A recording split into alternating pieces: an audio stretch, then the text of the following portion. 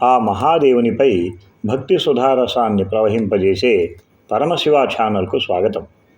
ఓం శ్రీ మహాగణపతయే నమః. శ్రీ గురుభ్యో నమః. హరి ఓం. ఓం నమః శివాయ.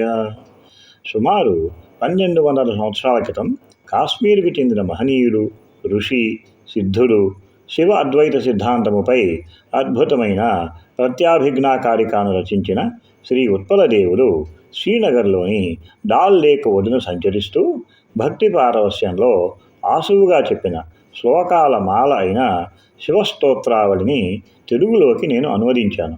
ఆ శివస్తోత్రావళి నుంచి నేటి శ్లోకం. ఓం శివో భూత్వా యజేతేతి భక్తో భూత్వేతి కథ్యతే త్వమేవ హి వపుః సారం భక్తైరద్వయశోధినం. స్వయంగా శివునిగా మారి మాత్రమే శివుని పూజ చేయాలి. అదేవిధంగా శివభక్తులుగా మారి మాత్రమే శివ పూజ చేయాలి. ఎందుకంటే పరమార్థ స్వరూపమైన మీరు భక్తుల ద్వారా మాత్రమే అద్వైత దృష్టితో వెతికి సాధించబడతారు. రుద్రము అనగా మహన్యాస రుద్రాభిషేకం చేయాలంటే స్వయంగా రుద్రుడు అవ్వాలి అంటాడు.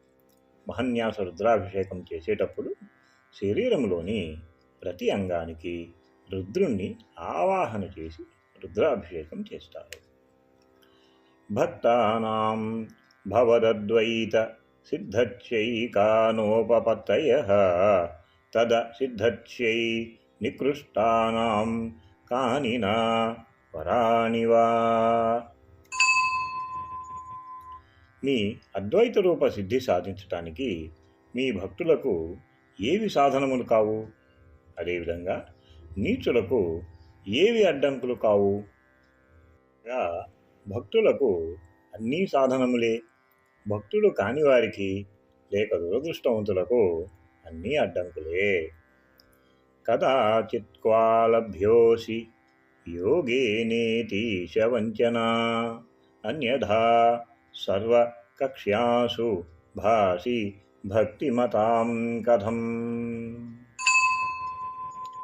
హే ఈశ్వర, అప్పుడు అనగా సమాధి సమయంలో, అక్కడ అనగా ఏదో ఒక చక్రస్థానంలో యోగము ద్వారా అనగా మనోవృత్తులను నిరోధించడం ద్వారా మాత్రమే మీ సాక్షాత్కారము లభిస్తుంది అనే మాట వాస్తవము కాదు. ఎందుకంటే అదే నిజమైతే భక్తులకు ఏ దశలో అయినా ఎలా సాక్షాత్కరిస్తారు?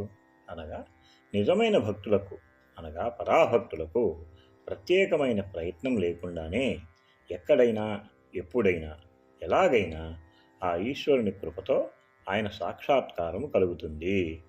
ఓం నమః శివాయ. తరువాతి శ్లోకం పోస్ట్ చేయగానే తెలియడానికి నోటిఫికేషన్ను సెట్ చేసుకోండి.